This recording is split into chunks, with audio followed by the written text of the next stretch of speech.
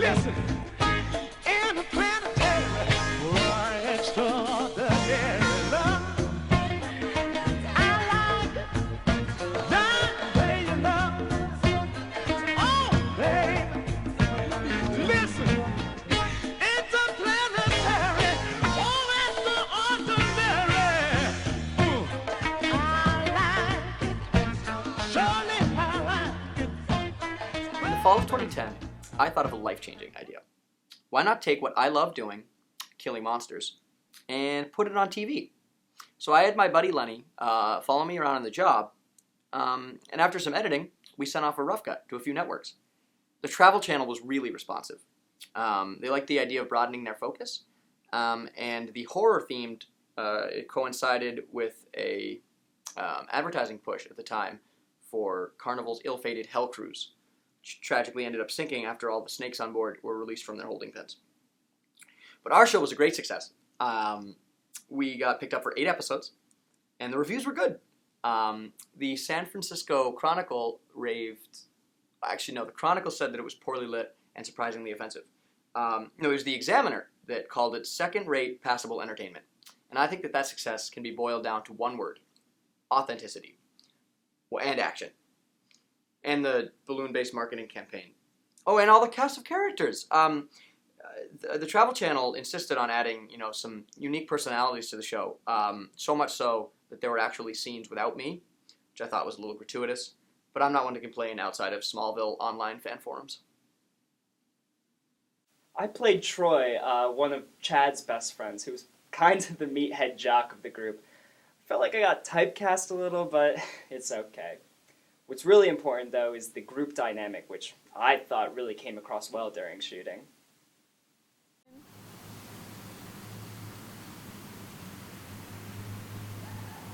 A sea monster? Are you really sure?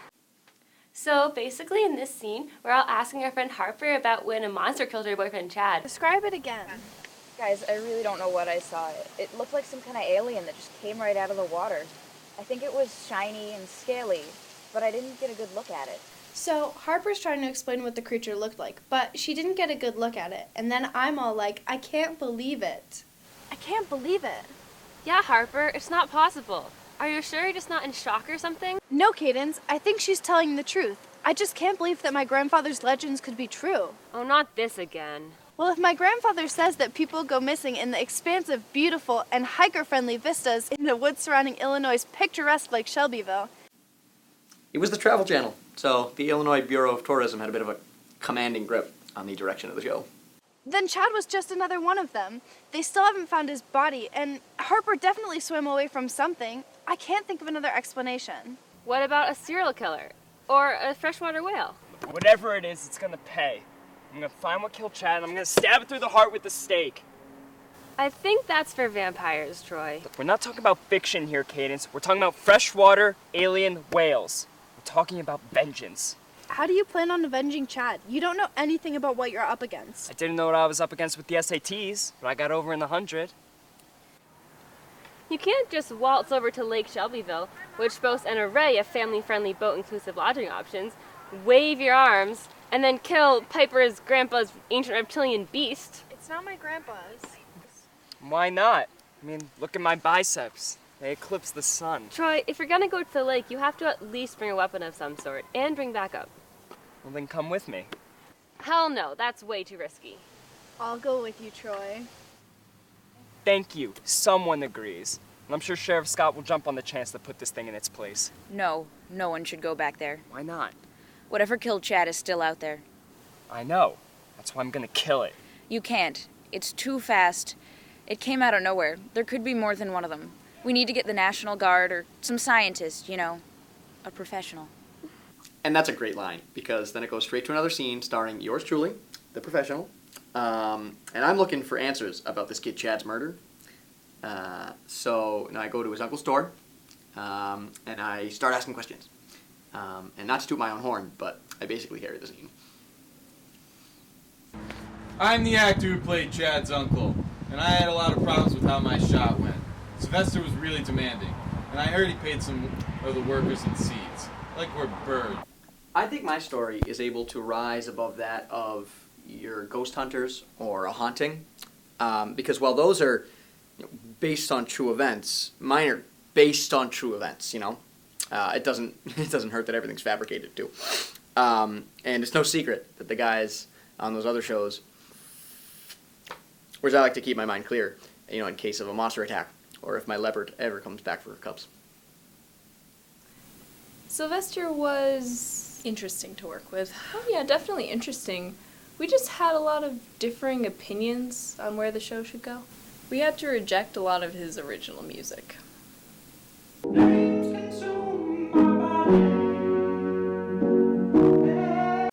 other than that, we didn't actually make a lot of changes to his original ideas.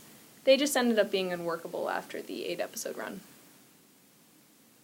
I was one of the first changes they ended up making. I played the sheriff for a couple of episodes until they switched me out with Dan, or the Noosh, that's what we all call him, for diversity reasons.